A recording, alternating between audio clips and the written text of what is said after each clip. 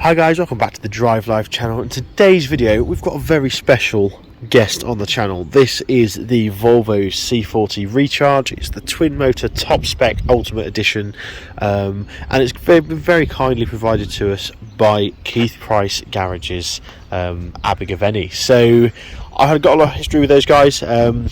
Use them for my Volvo parts. My family have bought cars from them before, and they're just a fantastic set up dealership. They're family run, really good people, genuinely interested in trying to help you out, so big thank you to them for making this video happen. So like I said, this is the 2022 Volvo C40 Recharge, and in this particular car it's finished in sage green. It's fitted with the twin motor setup and it's the ultimate spec, so it starts at £58,900 in this spec. The whole range starts at just under 48,000. In terms of range, this is 277 miles quoted by Volvo, 0 to 60 in 4.7 seconds, but it's quicker than that. And also it's equivalent to 400 brake horsepower, 408 brake horsepower quoted from the factory. Now, the observant viewers among you may recognise the front of this car, and that's because it's essentially the same front as the XC40 Recharge. This car is actually built on the same platform, but is a more sporty coupe-like design. So you've got, on this particular spec, 20-inch alloys, obviously the sage green paint, contrasting roof as well, and then with the C40 you get this slightly different rear end, a sloping roof line. I personally think it looks fantastic. You can see the elements of Polestar here, Volvo's sister company or electric car company, and yeah, isn't it gorgeous? You've got sporty wings here, one here, and we've also got these winglets up here as well, which are probably to enable better airflow as they come down onto the wing here. So yeah, isn't it just lovely? that's perhaps the biggest takeaway from the exterior. You've got the key here, Volvo's new style key, very posh. This car's completely keyless, so you don't actually need it, but if you want to open your boot from a distance, you can. There we go. You've got your reasonably sized boot here, but look at these lights. You've got fibre optics all the way up here, LEDs, and did you see that light show before as well? Same deal at the front. You've got the sort of infamous Thor's hammer LEDs at the front as well.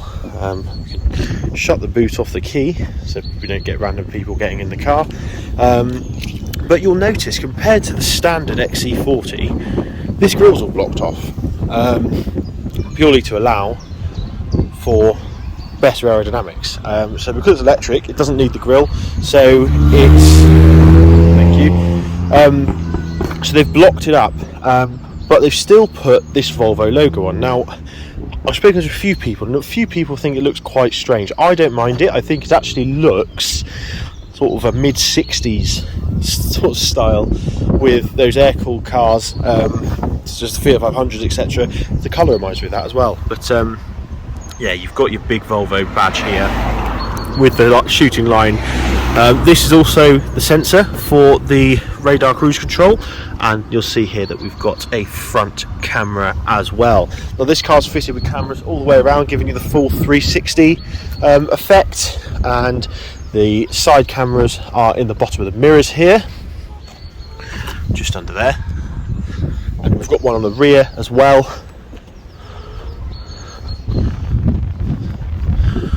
Underneath, there we go, just here. Now notice it's got the plastic cladding on as well.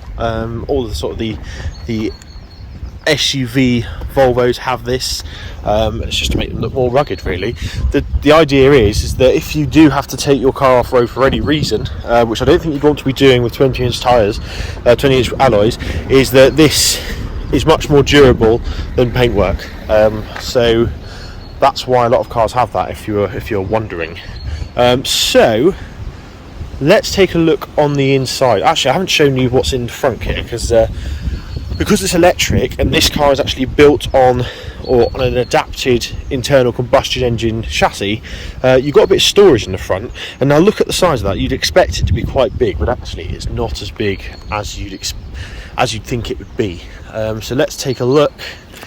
It's just a case of, like I said, it's entirely keyless, this car, so you just walk up to it and grab the handle,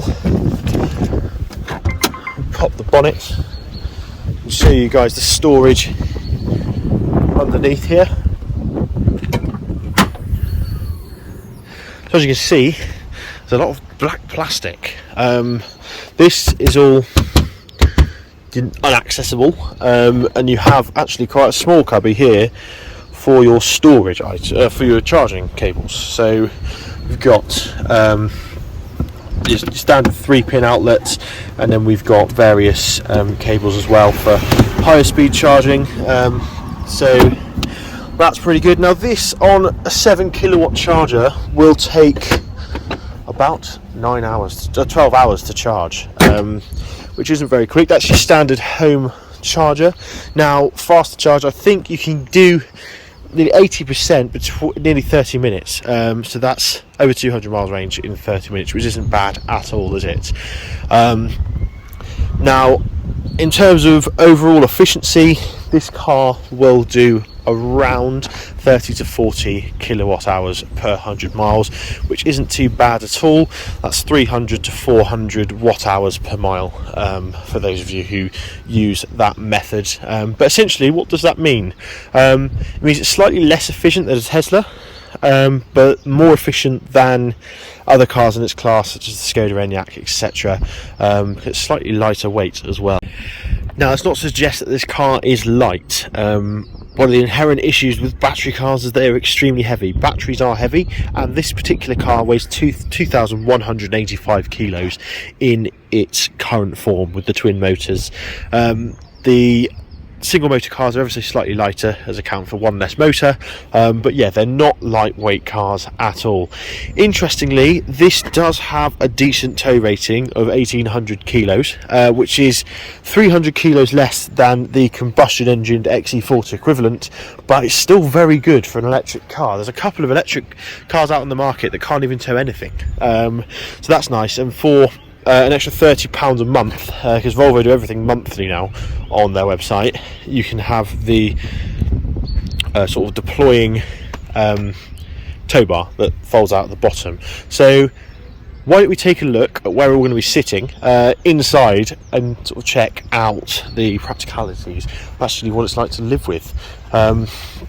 So like I said, completely keyless, and as you can see, it's very, very nicely appointed. You've got what appears to be leather, but it's actually a vegan Microtech material. Part of Volvo's sustainability side of things is that they're entirely vegan, no more leather anymore. But to be honest, you wouldn't know. It's a lovely material. We've got some recycled plastic in here as well, and you notice we've got the Harman Kardon sound system, nice aluminium. Feels cold to the touch, makes it feel quality. And this particular model is fitted with memory seats and fully adjustable electric seats as well. So as we step in, it's very typical Volvo. If you're experienced with standard combustion engine Volvos, then this won't be any different really, apart from the fact it shows battery level rather than fuel level. So you've got your standard 3-spoke steering wheel here. We've got our cruise control section.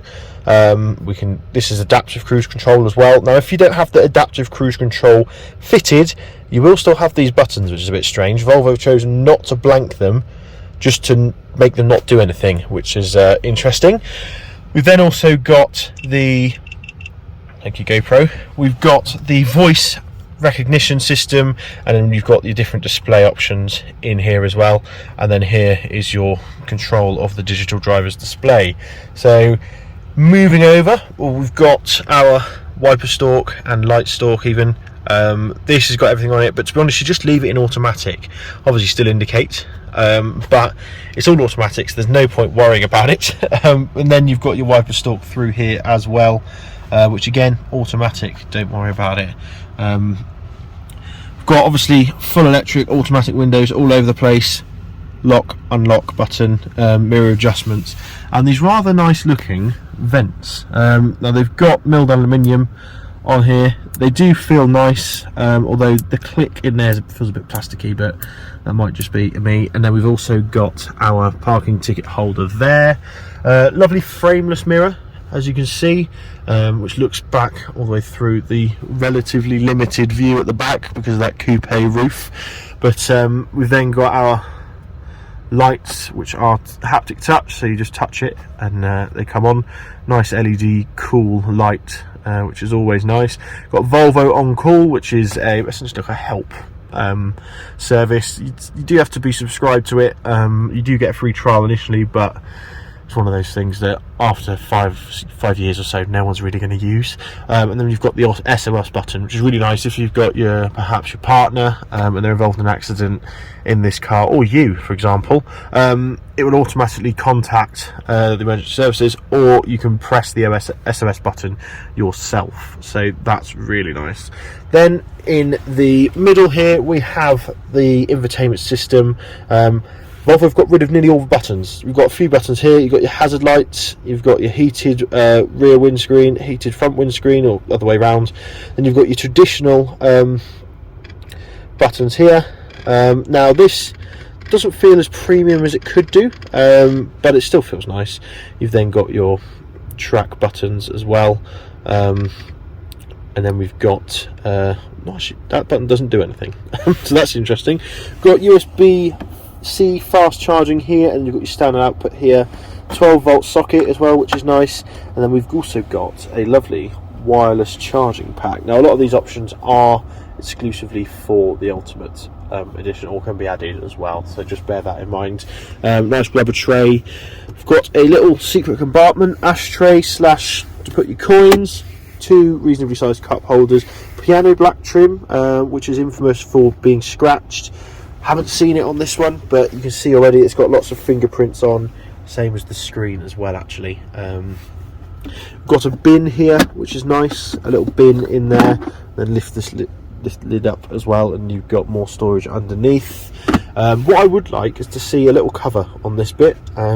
Just used to having covers on cubbies, so I think it makes the interior look cleaner. And then you have also the big door pockets here, with sort of a wool lining to stop things bashing around in there as well. All eco-friendly, of course. And then you've got this sort of recycled plastic trim, which is nice. Now this system is the new gas system, which means Google Android services.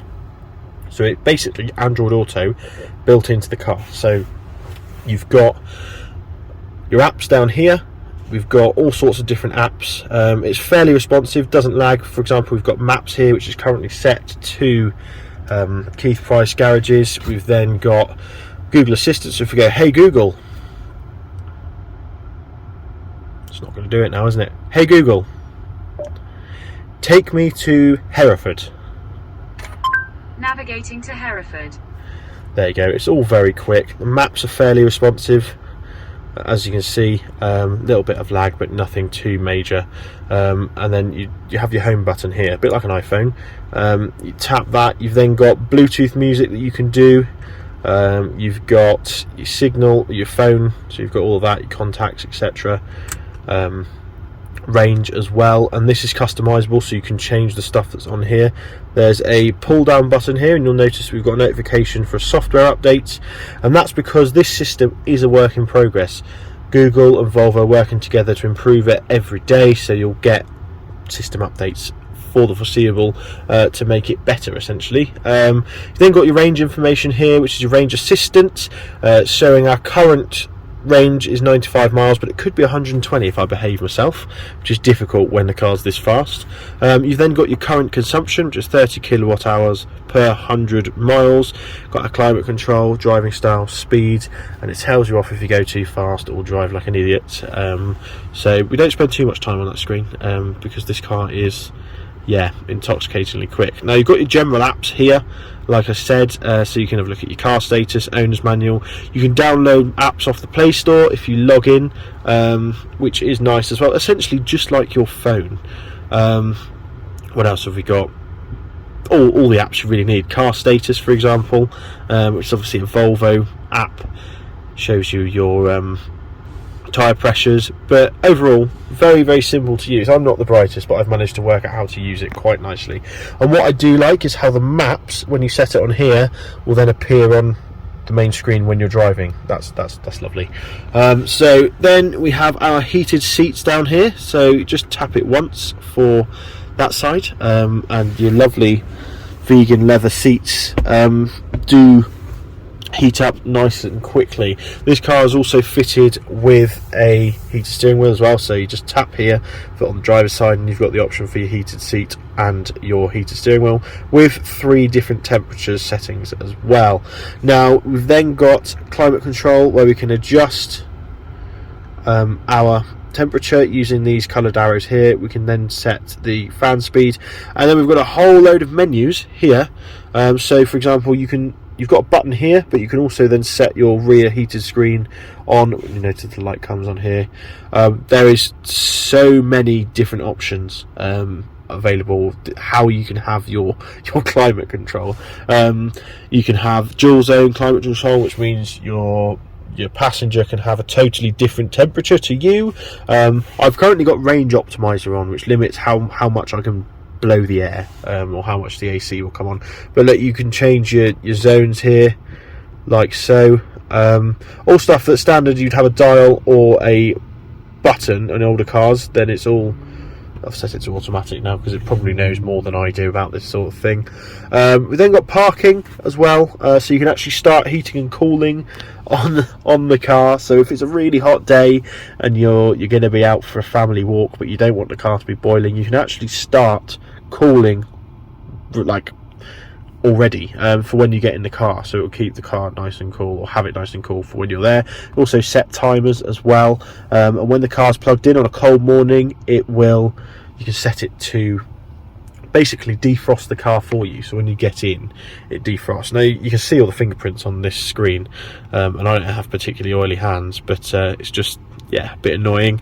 Then we've got settings here, and you've got a whole host of settings. We've got driving, you've got all your safety systems listed in here. Now you've got off-road mode, which is a bit more sensitive to slip. Steering assist I've taken off because it drives me mad.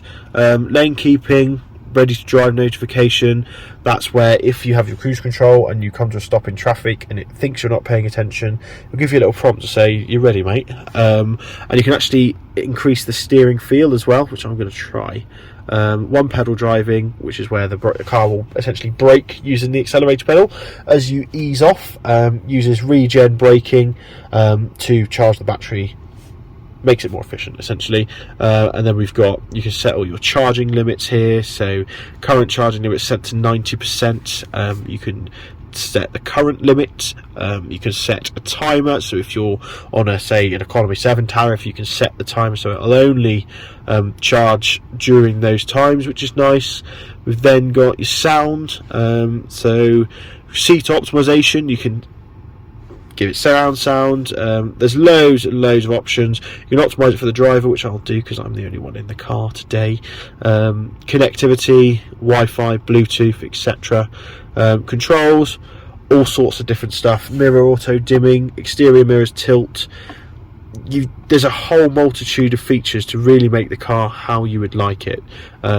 If you're obviously going abroad, you can then change the lights so they point the other way, so you don't have to have those little silly stickers on your headlights. Just a very, very homologated, really good, well-working system. You can tell it's been built specifically for that job, and Google have done a fantastic job with that. We've also got a nice sized glove box in here with a very nice Volvo service owner's manual, which is magnetic. You've obviously got the owner's manual stored in here, but there's a couple of booklets in here as well, and your charging card for stuff that you might want to read from a physical book. Now this Harman Kardon even sound system is good. I wouldn't have been able to tell you that it's a really premium sound system. If you'd have told me it was the standard one, I would have believed you. But what I found is it does hold the sound better at higher volumes. It's just if you want your ears to bleed, you probably can't hear the difference by that time anyway. So these are all, yeah, totally adjustable. Again, they do feel, I feel like they could break if you're a bit too rough with them, or if you've got a small child who grabs hold of them, they could break, which is something to consider. Now let's hop into the back. We'll just wait for this T-Rock to go by before I whip the door off. We struggle to explain that to Kieth Price garages. In the back here, you have a decent amount of room. We'll just shut this door to get out of the way. So I'm 6'2", it's in my standard driving position, and I'm in. Now this low roofline, you need to be careful you don't knock yourself out on it. That's something that's not the most useful, but as a rear seat passenger, you can see you've got lovely view all the way through the car. Lovely panoramic sunroof, which is standard on all C40 Recharges. Very, very nice indeed. Side curtain airbags all the way around as well. And the roof is just touching my hair, so it's not too bad. You could probably fit 2 adults in here. Now you'll see here that we've got a transmission tunnel, and that's because it was based on the internal combustion engine car, so you struggle to fit a middle seat passenger in. But how often do you actually do that? For the odd occasion that you do, you'll be fine. We've got more vents here. This particular model is fitted with rear heated seats as well, and then you've got Isofix in the front and both back seats as well. So there's 3 lots of Isofix seats available. And also Volvo have included a nice little cubby for rear seat passengers. Now I was wondering what was poking in my back, just because these clips are up, so that's why. You've also got a nice armrest in the back here, with cup holders, and then there is also a pass through here. You'll notice there's 2 metal bars going through it, and that is the runners for the headrest. So you have to lift the headrest up if you want the most to fit all your skis in, basically, if you've got multiple sets of skis. Let's move over to the back. Now this is obviously slower than I thought actually. That ridge is a bit deceiving in there. A keyless boot, but you can also do it by hand if you'd like. So you've got a reasonable size, 452 litres. What does that actually mean? You could quite easily fit any big bags, suitcases, etc. You could probably fit 2 large suitcases in the back here. As you can see, we've got our for sale sign there, and then you've also got a divider here, so for some reason if you wanted to put a strangely shaped item in the back, the strangely shaped item under here, you've got plenty of space. Nice big boot floor as well, with a removable tub, but I don't think there's anything underneath that, so I won't put it too hard. First aid kit here, just a nice usable boot. Now if you've got a dog, they're probably not going to enjoy it if they're anything bigger than, say, a small Labrador. Now I've got a 9-month-old Labrador. I probably wouldn't feel too comfortable putting him in the back here because it's just not that tall. Because of the sloping roofline, you really don't get that much headroom for a dog. If your dog's quite happy lying down, then it's not an issue, but for dogs that like to stand up like mine does, even with the parcel shelf gone, realistically they're penned quite far back. If you've got a dog, I'd probably choose the XC40 Recharge because it's got that less slopey boot, gives you more space. But realistically, if you don't have a dog, it's not an issue, is it? Now with the seats down, we'll do that here, just like that. You could quite easily sleep in here. It's that sort of, it's a good 6.5 foot deep, I'd say. Plenty of room for an IKEA wardrobe if you're taking your Volvo to IKEA, and just, yeah, nice and easy to do from the back as well. And it looks like you can lower, maybe not actually, it would have been nice to be able to lower the boot floor, perhaps for a dog, to get rid of this flat floor, which is obviously ideal for putting heavy things into. There isn't a lip, but like I said, for dogs, etc., which most people put in their boots, it will be an issue. And also it's got, I forgot to tell you earlier, the kick underneath as well should shut it. There we go. And that's the first time I've ever done that on this car, and it works, which you can't say for all cars. So that's the interior. Shall we take her out for a drive and show you what it's like to live with? in sort of a daily driving scenario. We'll take you on some B roads and twisty town stuff, and then we'll take you out onto a bigger, more open road to show you guys what it's like. Okay, so I just thought I'd show you the startup process because it is particularly unique to this car. All you need to do is get in, put your foot on the brake. As long as you've got the key in the car, you pull on drive and you're ready to go. Now if you don't have your seatbelt on, it does have a moan, but now all you need to do is just put your foot on the accelerator and you'll start to move off. Now this particular car is fitted with blind spot assist as well, and the mirrors are nice and big as well, so you've got plenty of visibility.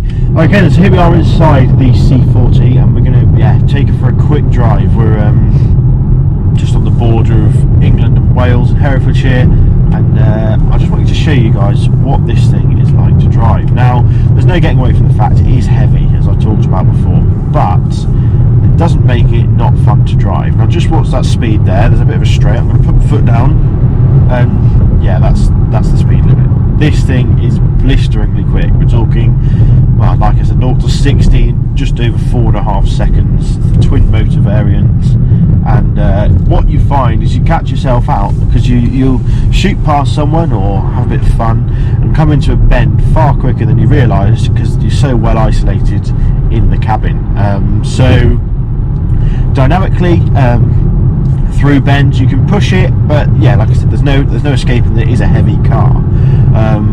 But if you're going to buy a Volvo SUV, you're not buying it for thrashing around corners, are you? You're not driving it as a B-road blaster.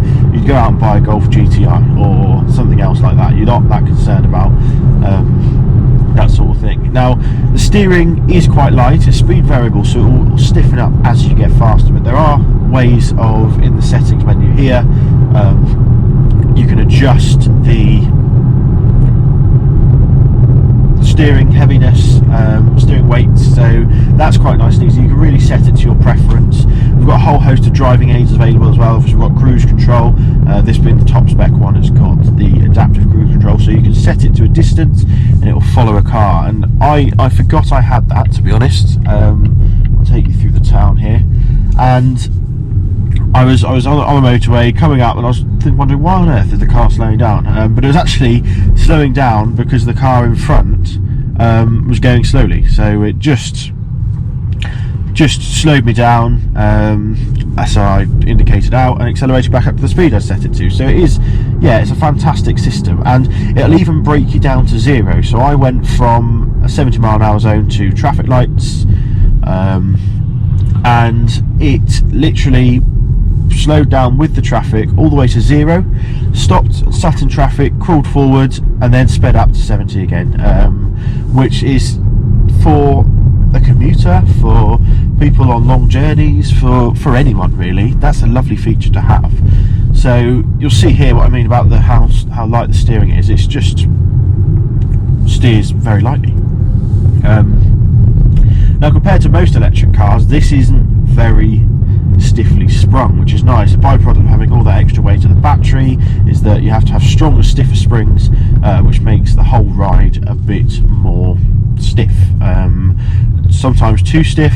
We'll let these people come through, so you find yourself really being thrashed around. Or actually in this I haven't hit a bump yet where I would need to, or where I'd feel it that badly. So and you'll notice through these little potholes here, it's just nice and smooth.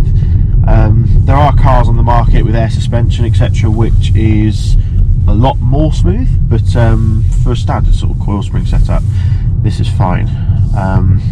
And you can see here that I'm one pedal driving, so what you do is essentially you accelerate and brake by easing off the accelerator, and there's a point within the accelerator that's just freewheeling, and you'll see here, look, we've now got our 360 camera, so we can see all the pedestrians. I've been a bit too polite here, haven't I, and allowed every man and his dog through. I'm going to move past this, but you can hear it's just absolutely silent in this cabin. It's beautiful, really nice. And that's the thing about electric cars, you don't have any vibrations, you don't have any sort of noise from the engine. There's a light whir of the motor, and when you really put your foot down, you can hear that, but overall it's just fantastic. Now I've taken this down a dual carriageway. There's some wind noise, and during when you're driving a standard combustion engine car, I really don't think you notice it, whereas in an electric car, because there's no powertrain noise, you do notice it more. Now you'll notice here as well, we've got a 20-mile-an-hour sign flashing. This area isn't actually 20 miles an hour, and the Google Maps system in this car isn't always right with the speed limits, which is a little annoying because they can't be flashing. So I was on a dual carriageway, it's telling me it was a 50-mile-an-hour zone. It was quite clearly a 70 miles an hour zone. I mean, there were lorries doing faster than 50 on it, so just bear that in mind. This is the new gas system, like I talked about before. Volvo are updating it constantly. It's all Android based, Google Android system. So what that means is basically they're going to keep updating it. It's a work in progress. Things are going to get better, much like Tesla are doing with the big iPad screen here. But while you're driving, to use this thing, it's okay. I find that if you want to put your heated seat on, there's two menus that you've got to go. So you've got to press that and then press that, whereas in most sort of other cars, or less futuristic cars, older cars, you just press a button and your seat comes on. So just having to concentrate on that's interesting. It doesn't take your attention away from driving, but what would be nice would be to have the display in here, so when I'm pressing that, I'm actually controlling or seeing the information and the feedback in there. So yeah, but we'll pull out of this junction now. So I'm just literally, I haven't touched the brake at all, and I'm just going to ease out, and I'm going to show you guys how quick this thing is. So we're at 15 miles an hour now, foot down, warp speed, and there's 60. You really don't need a faster car than this. Anybody who tells you otherwise is, well, I don't know what's wrong with them, unless they're doing track driving. Oh, we've got some music coming on. That was random. So yeah, it is just a lovely place to be, so serene.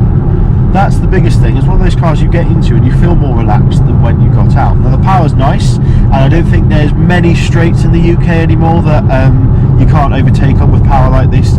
It really is amazing, to be quite honest.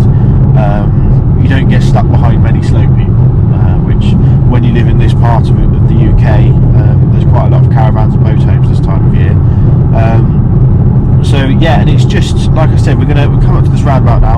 I'm going to start easing off the brake or the accelerator pedal, and the car speed drops. Brake lights come on so people know you're stopping. Just ease off, and we'll see if we can get it. So the more you ease off, the harsher the braking is, which takes some getting used to, I'll be honest. And then we'll come to a stop here, like that, and it's totally silent. It's lovely. Now if I had the cruise control set, we could tap it back on, and it would then take us back up to our desired speed, which, yeah, it's just brilliant. Around city driving as well, this car would be excellent. There's no doubt about that. And like I said, these electric cars are getting very heavy, but for someone like me, I'm not interested in charging around corners. I've done that before, and unfortunately there was someone on the wrong side of the road and had a nasty accident. So that isn't as much of a fun thing as it used to be. But for overtaking stuff, for getting up to speed, it's all you need. And 90% of people, that's all you need. You don't need to be pulling mad G-forces round a corner. So we'll go all the way around this roundabout. We've got plenty of lock, turning circles just over 11 metres, which is pretty good. Skoda Enyaq is more about 9 metres, but this is better than most internal combustion engine cars, let's be honest. And not even half throttle, and now we're regenerating power. So every time that braking force that's applied by easing off the accelerator is regen, so you're getting range back. So down a big hill you might gain 1% or 2 if you're really good. But yeah, it just is a very easy, lovely place to be. You can't go wrong. I'll let you go. Now you may have heard a little squeak there, and these brakes do tend to squeak a little. Not quite sure why that is. Obviously it's not traditional pad hands-on discs because it's regenning, although it does have that set up with the actual brake pedal as well. And overall driving, it's just, yeah, like I said, it's a lovely place to be. There aren't many cars in the Volvo range that aren't lovely places to be honest, but with that extra silence and that extra just okay, thank you. Just that extra serenity is just lovely, and I can see why people are moving to electric. Now realistically you're going to get 210 miles range max. I think Volvo quote a little bit more. I've driven about 40 miles and I've used 70 miles of range. The more stuff you have on in terms of heated seats, climate control, all that jazz, it goes down your range quicker, or your range decreases faster. It's just a fact that everything's powered by the same fuel, so that's not too bad. But to park and manoeuvre, this car is lovely. See if there's a parking space here, and I'll show you what I mean. Yeah, perfect. So we're just going to ease off, indicate, push it into reverse like so. We've got our 360 view here. Obviously going to check the mirrors, but you can see the edge of the car there, and you just ease it back. The throttle pedal dulls down a lot when you're manoeuvring, because you don't want to put all that power straight down. There we go, like so. And we've also got other options as well with our cameras. We've got parking sensors that you can turn on and off. You can select individual cameras as well. So there's our front camera. How do I get back to what I was just on? The camera button, maybe not. There we go. Oh, we've now got the rear camera.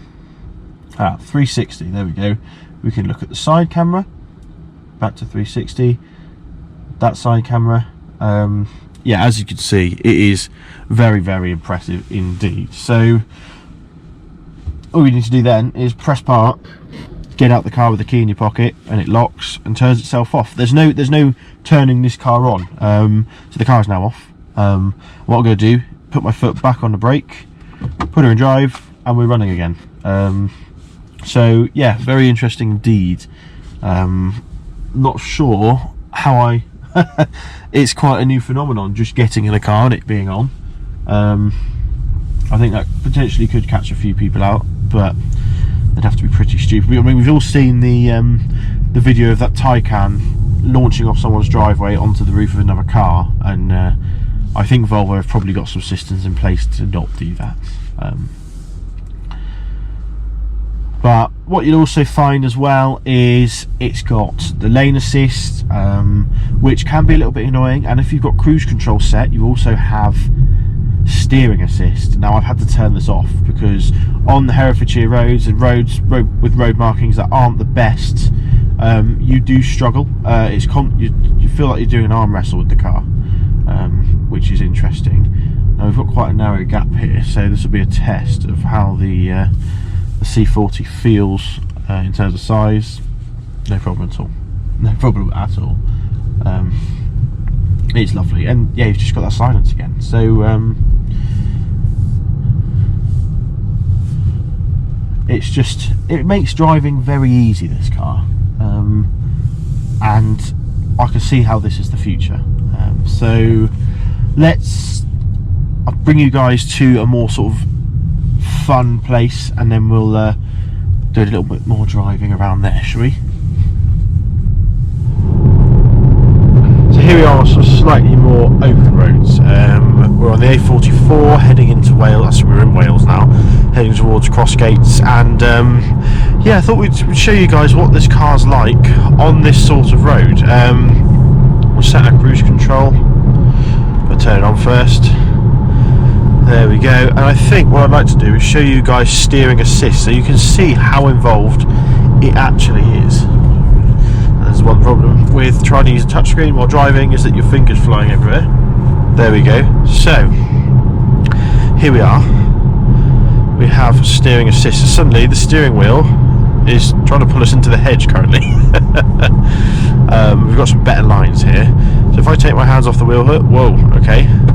Still not overly confident with these poor quality lines. Yeah, you can see it's it's a little confused, the poor thing. But overall, to drive on these sorts of roads, it's absolutely lovely. It's actually... Is it going to steer now? There we go. So that was the car steering, but then it steers you too much, and then you sort of ping pong. So I find it easy just to turn this system off, because now you have full control. You get a little nudge as you go over towards the white line from the lane assist, which comes up just in the centre there. But yeah, it's far less intrusive. So following this car behind, I'm going to set my cruise control to 70 miles an hour, just so you guys see what this car will do. So we've caught up that car in front now, and you can see that we're not actually going any faster. In fact, we're going slower, because it's using the radar system to... Now you'll see this car's braking, and the car brakes as well. You keep it a perfect distance, the distance you've set, which is nice. I think this is just useful on all roads, really. You do have to pay a bit more attention on B roads, but on nice sweeping A roads like this, it's excellent. Now we've got some sheep about, so I'm going to take it pretty easy along here. I don't want to write off this brand new 65 grand Volvo. I don't think Kieth Price will be very happy, or Kieth Price Garages will be very happy, especially Adrian, who's managed to set this up for me to have. So thank you very much, Adrian, for that. And just a quick plug while we're cruising through here. I stressed it before, but Kieth Price are a fantastic dealer group. I've personally bought cars off them. They've been nothing but fantastic, and they've been really supportive of the channel. So just thanks again. Be sure to check out the website, link in the description below, and be sure to say thank you to them in the comments for letting us drive, and give this video a like as well, so that we can do more stuff together. So here we are. We're going to come now into a 30 zone, so I'm just going to ease off, and the car slows me down perfectly. Now you can see that they showed 30 speed limit slightly before, and I'll talk about later in the video how these things sort of happen, but it's not quite as accurate as you'd like it to be.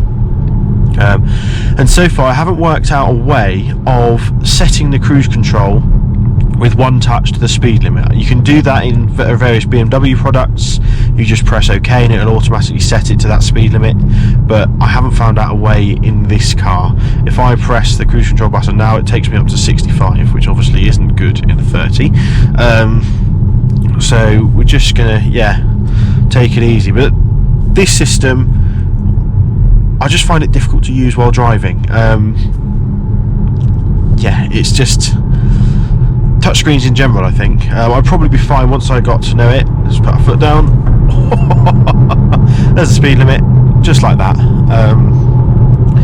You're not going to struggle overtaking anything in this. It's absolutely brilliant. And then we'll set our cruise to 60, and there we go. And now you can see it's already prompting me that there's a 50 mile an hour limit coming up.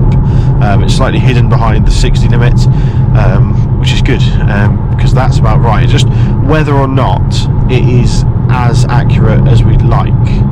But to drive on this road, the car is nice and comfortable. Although we've got 20-inch tyres, we haven't got... it's showing a 50 slightly early, so we'll slow down now. You've got 20-inch tyres, and actually that doesn't make that much of a difference on the harshness of any bumps, etc. Like I said, you can hear a bit of tyre noise at higher speeds, like we mentioned before, but it handles well. You can take these corners pretty much as fast as you want. This car's going to look after you. It's got lots of safety systems to do that, which is nice. And because you've got this panoramic sunroof above you, it's just nice and open. You never feel dark in this car, ever. Now, when I talk about the suspension, I'm obviously on lovely smooth Welsh roads, but I've driven it on English roads as well, and it's just as good, really. You don't notice the difference, which is nice. So, oh no, wrong button. Then you set, there we go. There's the cruise control set to 30 instead of 65. Now that wouldn't be good. And you just waft through these places. What's nice is you know that you're not emitting anything. This beautiful countryside, you're not ruining the air, which sounds silly, but actually once you're driving a zero emission vehicle, you do get that sense of not not pride, because there's a lot of CO2 that goes into actually producing the battery, but it's nice. It's just nice. It's very pleasant. You don't get any of that vibrations, like I've said before. You don't get any extra noise. You can enjoy the countryside for what it is,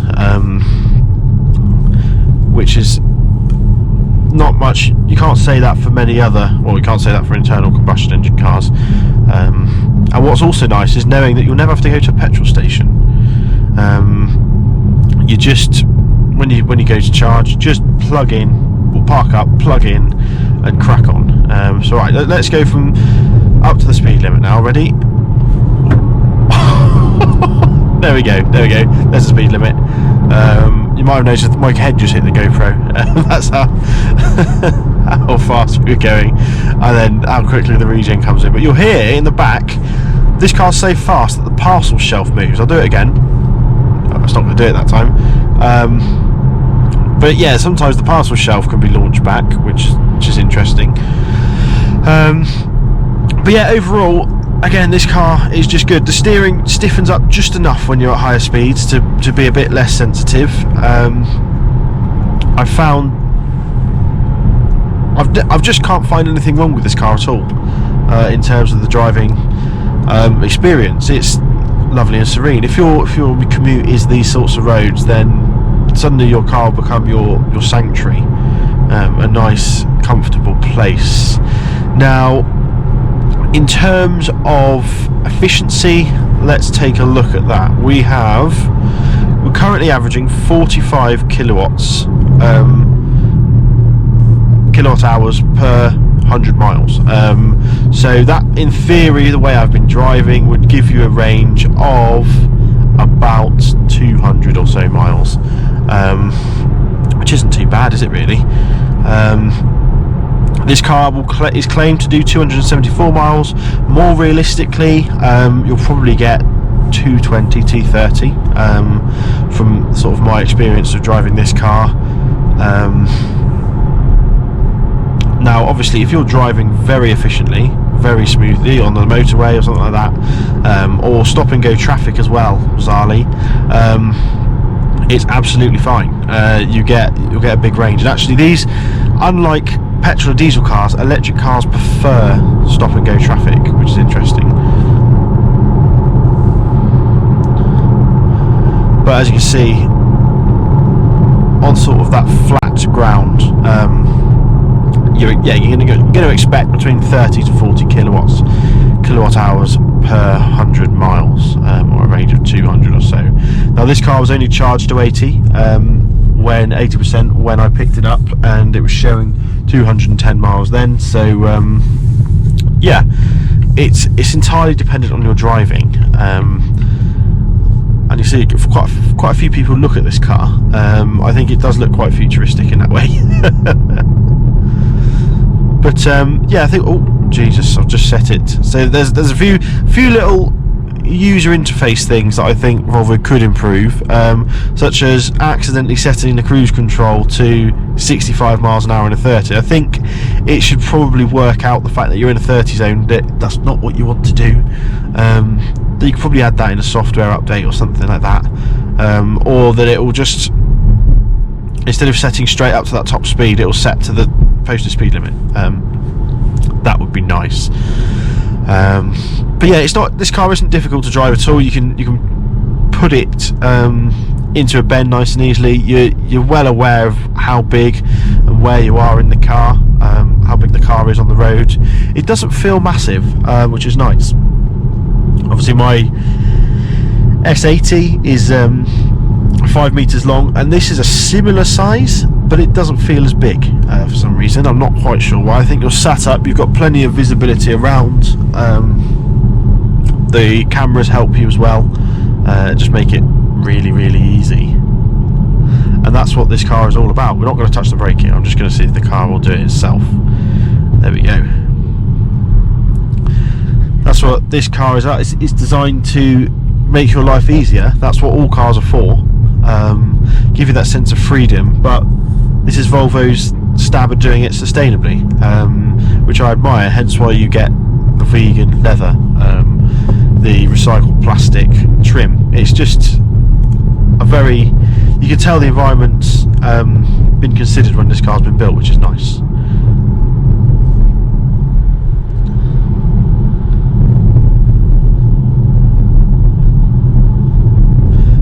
Now, of course, you don't have to go for the top trim level, and to be honest, unless you've got money to burn, I probably wouldn't go for this twin motor. You'll get more efficiency, more range without it. Obviously it's cheaper. This one starts at 58,000, but the range actually starts at 47,100 pounds before options, of course. So it's yeah, there's a big jump, and I'm not sure an extra 20 grand is worth it. I mean, this will outperform in a straight line anyway a lot of cars that are worth 60 grand. So from that point of view, if you want one car to do it all, then I would suggest potentially going for the 60 grand version. But as a daily driver, if you're buying it for your partner, or you're perhaps you've got a family and you're not interested in speed, then don't worry about this top speed version. Go for the entry level or the extended range version. The single motors will be absolutely fine, but it is great fun. I'll be totally honest. You find yourself overtaking people for the sake of it. It's a strange concept, but you just want to get past everyone because it's fun. Which isn't good for your wallet or your driving license, because it's just going to eat up the electricity and also get you into trouble with the law. But let's wrap this video up and give you my final thoughts. Just before we go into the final thoughts, I realised I haven't shown you guys the digital driver's display. Pretty schoolboy error really on my part, but yeah, as you can see, you've got your speed limit here in your speed. You've got your maps in the middle here. You've got your high beam, so if you flash, that turns. There you go, you can see that. That shows that your side lights / daytime running lights are on. Automatic wipers are on. This is your lane assist warning here, so if you wander in your lane, that'll flash orange. You've got your external temperature, your handbrake status, and park, neutral, reverse, exactly that sort of thing. And then if you press this button down here, where thumb is, you can then change the gauges, so you get a more focused driver's display. And if you have the sat nav set, it has your direction with the sort of distance countdown to it. Guys, so let's give you our final thoughts on the C40 twin motor Recharge. Now, I'm going to be totally honest, I love this car. It's been an absolute pleasure to spend a day with it. £60,000 sounds like a lot of money, but if you consider an equivalent Tesla Model Y or possibly a Model X, then realistically, in its segment that it sits in, it's not a lot of money at all. Now, the cheapest Tesla Model 3 is £46,000. This starts at £48,000. So actually, there's quite a compelling argument that you get a lot of value for money. This car is far better built than the Tesla equivalents. Now, I've driven Teslas where the backseat passenger has fallen off their seat because the cushion has got so loose. This car is typical Swedish build quality, and it really shows. It's really one of the best main sort of OEM attempts at the EV, or main OEM EVs that I've actually tested. Now, in terms of practicality, the C40 isn't the one you're going to go for if you want to put your dogs in and everything like that, and if you're going to use it sort of a farm vehicle, I suppose. But if you want to have a car that looks good, you don't particularly need a lot of personality, but you want to use the sort of have an SUV, then this is the one. Boot's perfectly adequate for what you're going to want it for. As you can see in here, just have another look. I haven't found anything that I didn't want to, that I couldn't fit in it, apart from the dog, but that's just because he's getting tall and lanky as he's growing up. Better put this back up as well before I'll leave that. But yeah, it's just a really, really great car. I think what Volvo have got is they've got that platform of making good cars that Tesla don't have, and this is just an example of that. Now, in terms of pricing, it does sound very expensive, but like I said before, it's my bonnet's not quite. There we go. It's latched down properly now. It is what it is. That's the price of electric cars nowadays, and for the money, you do get a really, really lovely car. So yeah, let me know your thoughts in the comments down below. I'd be love to know your guys' thoughts. We finished the day on 25% battery. I'm going to pop it back to Kieth Price Volvo now. Thanks again massively for those guys for lending me this car. I've really enjoyed it, and hopefully we're going to work together more in the future off the back of this one. And yeah, just I love being in this thing. It is lovely. Now Volvo claim that this is their sort of sustainable, responsible vehicle, and I would agree. You can see they've gone to a lot of effort to use recycled, planet-friendly materials, and if it didn't have such a huge sort of amount of lithium in the battery, that really is the limiting factor on these battery cars in terms of their environmental credibility. So they take a lot of CO2 to mine lithium and all that sort of stuff, and they use cobalt, and there's a big issue around that. But as a vehicle, what if this was the same price as the internal combustion engine XC40? I'd buy it in a heartbeat. You'd always choose it over this. With that extra price point, you've got to then compare it to the other EVs, and actually this car, yeah, it fits right in. It's quality, it's well built, it's a fantastic driving car, and you really couldn't ask for much more in a vehicle. So whether you've got a young family, or a general family really, whether you're looking for something to put your gear in, if you're sort of an outdoorsy person, this car will do it all. It will do families, it will do drag races if you go for the top spec one. You don't need to go for a ballistic fast car. The lower spec one actually makes a lot of sense when you look at the EV market as we are. So yeah, this or a Polestar 2 though, I don't know. I haven't driven a Polestar 2. I'm going to leave it at that. But as a Volvo, this does no discredit to the brand. This is a lovely car. So thanks for watching our 60-minute mega review on the Volvo C40. I'd just like to take a moment again to thank Kieth Price Volvo of Abergavenny for making the video happen. Be sure to check their website in the link below in the description, and make sure to subscribe for plenty more reviews of future Volvos, as I'm going to be working with them a lot more in the future. So yeah, thanks for watching again. Don't forget to like, comment and subscribe, and I'll see you in the next video. Cheers.